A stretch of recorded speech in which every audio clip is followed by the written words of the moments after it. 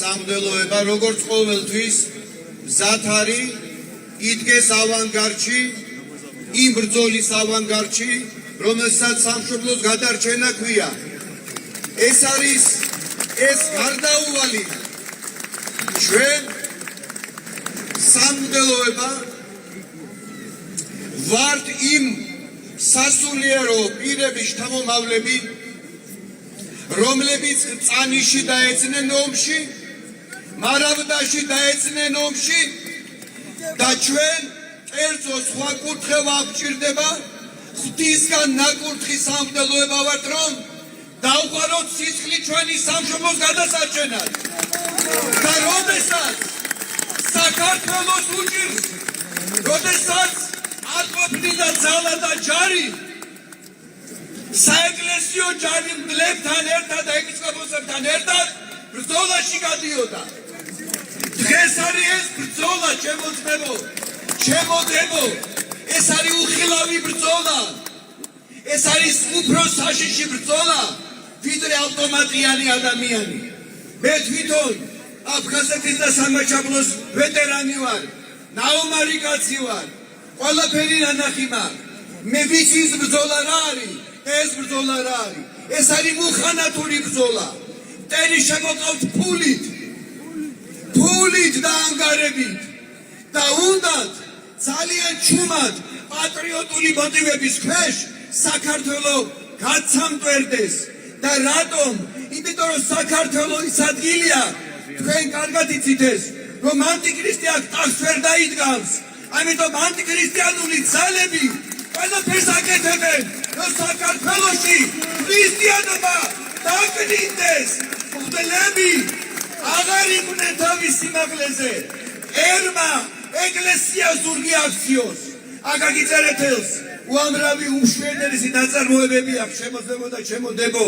რამოდენიმე აი წმინდა გიორგის რაზმი, წმინდა ნინო, უამრავი სულ აქ ეს მითითება. სულ ჩვენი მოწინააღმდეგე რელიგიური ძალები ხარ დავკონკრეტები, განამიტომ რომ მეშინია პოლიტიკურ ამბავს მე უფრთხილდები მაინც. ამბობდნენ რომ თუ კიდე რომ საქართველო დაიმორჩილო ქართველ ადამიანს აზარში, საფტარში, სიარული შეაზიზღე, ქალი გაუბახე, სარწმუნოება მოაკელი და მარტივად დაიმორჩილებს საქართველოსო. ეს იციან ამათმა, მაგრამ ჩვენც ვიცით, რომ ჩვენ ამას არ დაუშვებთ. ჩემი და ჩემი ძმების, მღვდლების მეთაურობით პირდებით, სადაც იქნება აუცილებელი, სიტყვით, საქმით, ლოცვით, გაორმაგებული მარხვით და თუ საჭიროა პირველ რიგში ჩვენ მოვირწყავთ მახვილს და ტყვიას, ოღონდ სამშობლო გადარჩეს, ოღონდ სამების შვილები, ქართველები, სამების შვილები, სამებაში შობილები, ჩვენ ქრისტე ღმერთს მეორედ მოსვლის დროს სიამაყით დავხვდეთ ჩვენ კურთხეულ მიწაზე. ამინ. ასე რომ არანაირი არაბიდა, არანაირი უცხოთესლი, სტუმრად კი ბატონო, საქმის კეთებით კი ბატონო, საცხოვრებლად თუ ჩვენი დრომა უნდა, ვერავინ ვერ მოიკიდებს საქმეს. ამინ. დიდება საქართველოს, დიდება ღმერთს, დიდება სამებას, დიდება ჩვენ ეკლესიას და სრულიად საქართველოს. ამენ. მისი უდიდებულესობა ქართველი ერი დღეს აქ დგას და თავის მოთხოვნებს აჟღერებს. საქართველოს ხელისუფლებამ ხელი მოაწერა არაბულ ინვესტიციად წოდებულ ხელშეკრულებას, რაც სინამდვილეში არის არაბული ინტერვენცია, რისი ლოგიკური დასასრული იქნება ის, რომ ჩვენ დავკარგავთ სამშობლოს. კარგი აზრია. ხელისუფლება ვალდებული იყო ჯერ საჯარო მსჯელობის საგნად გაეხადა და მოსახლეობის მხარდაჭერის შემთხვევაში დაედასტურებინა თანხმობა. არა თუ ხელმოწერამდე, არამედ ხელმოწერის მერე გვიცხადებენ, რომ თურმე ბიზნეს ინტერესებიდან გამომდინარე დოკუმენტის საიდუმლოა. აუცილებელია გასაჯაროვდეს ეს ხელშეკრულება. ყველასათვის ცნობილია საქართველოში არსებული მძიმე დემოგრაფიული მდგომარეობა. ქართველი ერი მომაკვდავ ერთას სიაშია შესული. ჩვილ ბავშვთა ყვლა, ეგრეთ წოდებული აბორტი, ნორმადაა მიჩნეული. ამის ფონზე მასიურად შემოიყვანო ქვეყანაში უცხო ტომელები, ეს ნიშნავს ხელი შეუწყო ერის სიკვდილს. ამიტომ საჭიროა შეწყდეს მიგრანტების უკონტროლო შემოდინება და პროპაგანდა გაეწიოს ქართველთა შორის შვილიანობის გაზრდას. მძიმე ეკონომიური მდგომარეობა აიძულებს ქართველებს დატოვონ სამშობლო და ოჯახის რჩენის საშუალება სხვა ქვეყნებში ეძებონ. პარალელურად აქ შემოყავთ უცხო ტომელები, რომლებსაც პირდებიან სამუშაო ადგილებს. ეს უსამართლობაა და მალე ეს ქვეყანა ქართველების აღარ იქნება. ქართველი კაცის მისია ყოველთვის იყო მართლმადიდებლობის ერთგულება.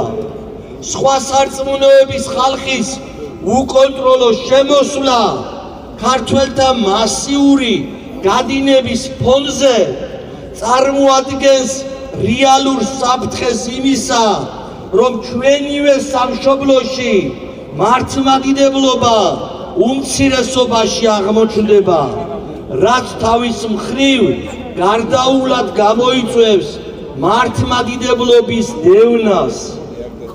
ამიტომ სასიცოცხლოდ მნიშვნელოვანია სახელმწიფომ აწარმოოს ისეთი პოლიტიკა, რომელიც ხელს შეუწყობს ქართველთა გადინების შეწყვეტას, ქართული ეთნოსის გამრავლებას, შეაჩერებს უცხოტომელების უკონტროლო შემოდინებას.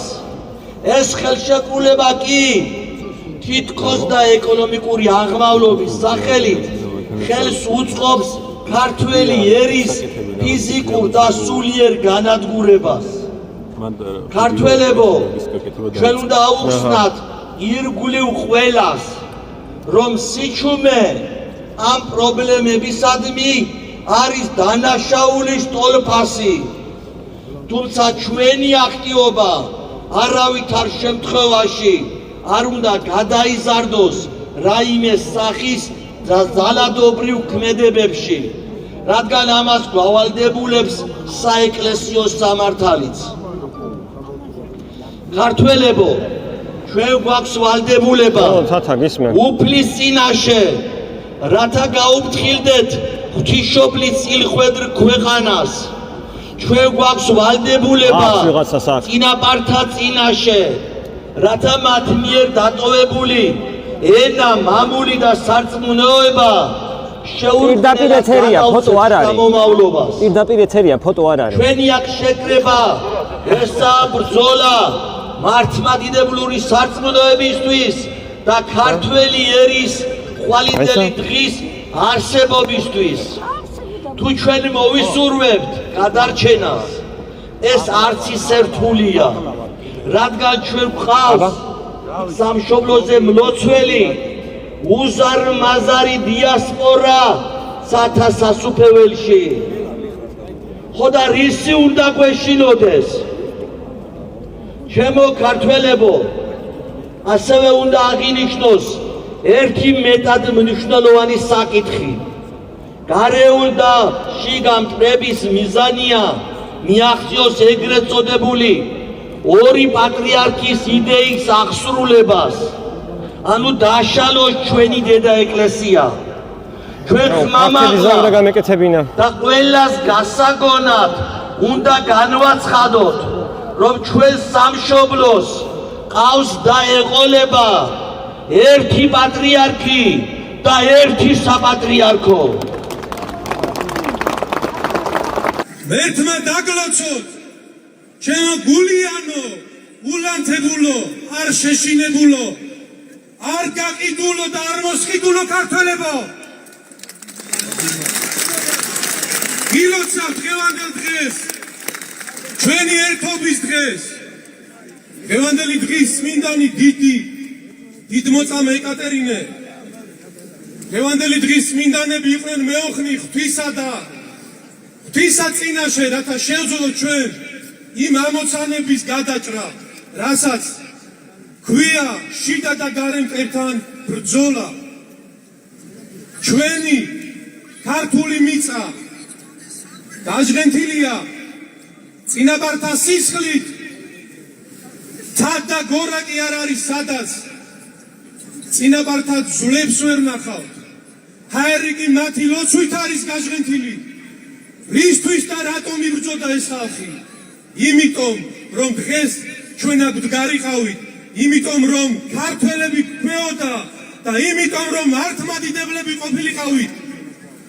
მათაც შეეძლოთ ეთქვათ მობრძანიო, მათაც შეეძლოთ ეთქვათ დაესახლებინათ არაბები იყვნენ, თურქები თუ სხვა სარწმუნოების წარმომადგენლები და მათაც შეეძლოთ თავიანთი სიცოცხლე გაეგრძელებინათ, მაგრამ ეს მხოლოდ ხორციელი სიცოცხლის გაგრძელება იქნებოდა.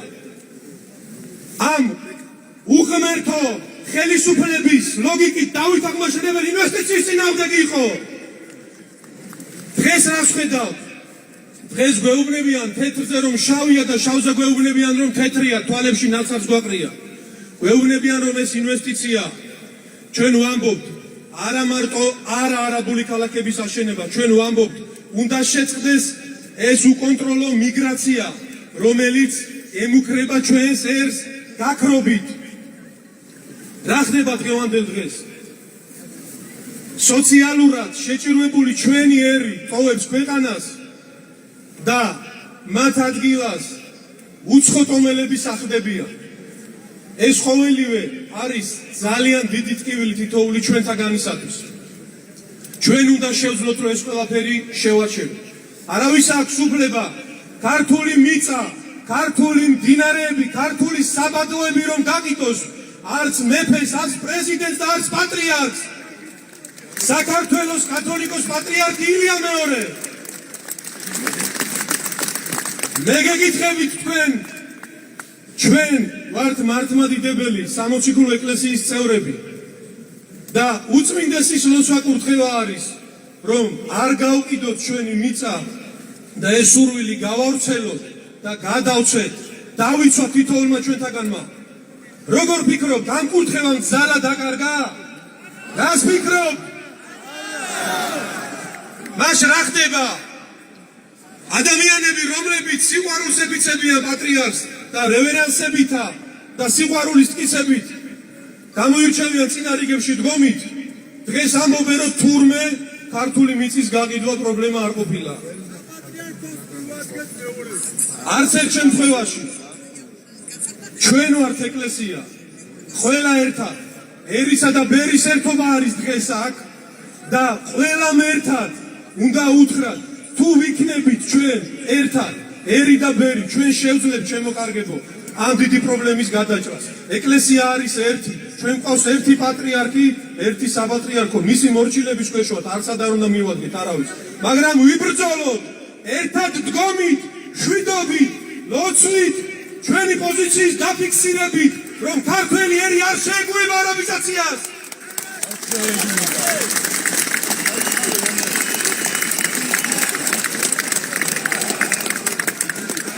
მე მინდა გითხრათ, რაში არის პრობლემა? პრობლემა არის ჩვენში, ნერთბილობაში. ნერთბილები გავხდით.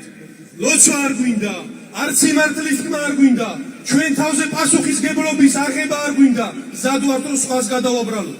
ქართველი ვერ უნდა შეაშინოს ვერც წვიმამ, ვერც მზემ, ვერც სიცივემ, ვერც ყინვამ და საერთოდ ვერაფერმა სამშობლოსთვის ბრძოლაში. მე მოუწოდებ ყველა ქართველს, ყველა განურჩევლად პოლიტიკური შეხედულებისა, განურჩევლად ასაკისა დავდგეთ ერთად, ერთმანეთს ხელი გაუწოდოთ, ერთმანეთს შენდობა მივცეთ, ოღონდ გავერთიანდეთ სიყვარულის გარშემო, ჩვენი ეკლესიის გარშემო და იმ ხალხის გარშემო, ვისაც საქართველო უყვარს, ვისაც სამშობლო უყვარს და ვისაც ღმერთი უყვარს. ღმერთმა დაგლოცოთ და გაკურთხოთ, ღირსეულო, არ გაყიდულო ქართველებო.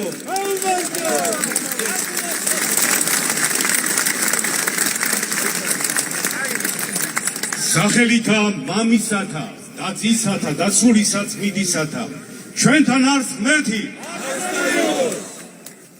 მიხარიხარ ჩემო ქართველებო, ჩემო კარგო ადამიანებო, რო გხედავთ, მიუხედავად აი ასეთი ცუდი ამინდისა, დღეს აი აქ საქართველოს ცხელი გული ფეთქავს. მადლობა თქვენ ამისათვის. მე მინდა გითხრათ იმის შესახებ, რომ ისტორიას აქვს თავისი ძალა. იმის ძალა, რომ ჩვენ გაგვაგებინოს რა მოხდა წარსულში და გავითვალისწინოთ ჩვენ ისტორიის გაკვეთილები. როცა ეს ასე ხდება, ჩვენ გვეძლევა საშუალება სწორი ნაბიჯები გადავდგათ. მე მინდა გავიხსენო 914 წელი. ეს არის არაბების ბატონობის პერიოდი საქართველოში და ამ დროს შემოდის საქართველოში არაბთა ლაშქარი აბუ ყასიმის მეთაურობით. თავის გზაზე აბუ ყასიმი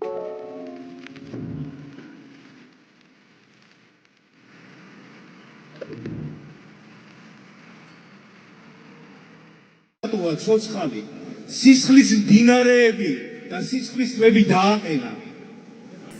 ბოლოს მიადგნენ ყველის ციხეს.